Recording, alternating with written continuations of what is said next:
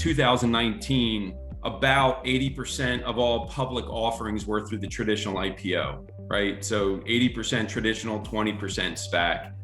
2020 is about 50-50, and this year the expectation is it's going to be a complete flip to about 80 to 90% will be through a SPAC transaction, 10 to 20% through the traditional IPO.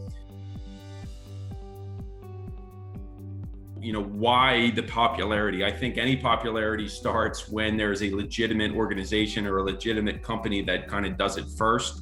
Again, these have been around forever, but you know, as you mentioned, the Virgin Galactic, the DraftKings were really made these a viable and popular opportunity or vehicle as opposed to the traditional IPO. But also some really high net worth individuals, great investors in the US have popularized this. Bill Ackman of Pershing Square raised a $4 billion SPAC, which really, you know, woke up the public markets to say, that, you know, if Bill's doing it, if TPG, if all these large private equities are creating these vehicles, there's got to be some legitimacy to them. A few of the industries that are really, really popular, e-vehicles is hot. I feel like if I created an e-vehicle company today, I might probably get a pretty good valuation in a few hours from now. But that's a really, really hot industry right now and popular around SPACs. Tech always is popular.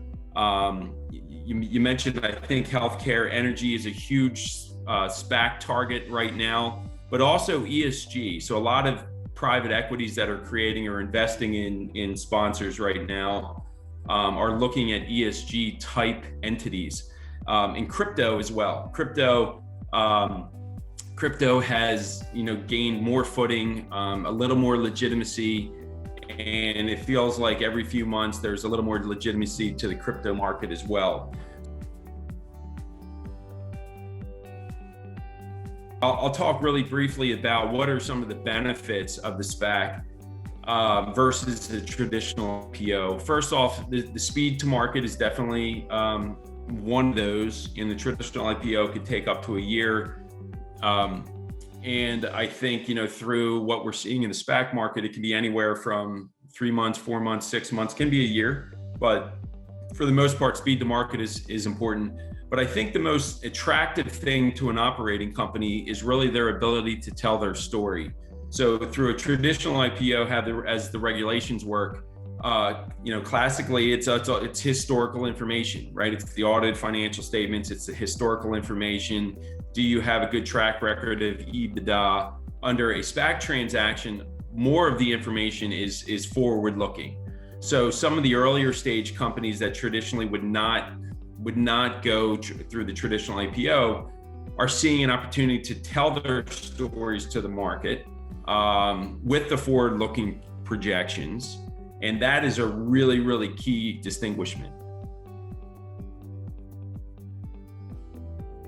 But some of the things, if you are an operating company, that I think you need to think about. Really, your first call is to either an attorney or to a bank. The banks are really operating as the conduit between the sponsors, the sponsor groups, the SPACs, and the operating companies. So, you know, all the banks have a list of all those SPACs that are looking for targets. They probably even know a lot of the ones that are going through an S1 right now that aren't quite public yet. But, you know, they're categorizing those by industry for the part. Talking to a really good law firm that has done this before, that can guide you through the transaction. Also, on the U.S. markets, I'll talk specifically for a U.S. company.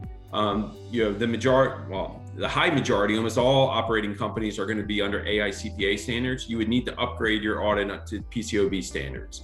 So if you've had an audit done, you still would need to have a re-audit done to upgrade to those standards. But I think the most critical thing for an operating company to think about: are you ready to be a public company? Huge difference being a private company and being a public company. Do you have the right management team? Do you have the appropriate board and corporate governance structure? What does your internal controls structure look like? You really need to get IPO ready, and there's a lot that kind of goes under that. And that management team experience, the right sponsor group, is critically important.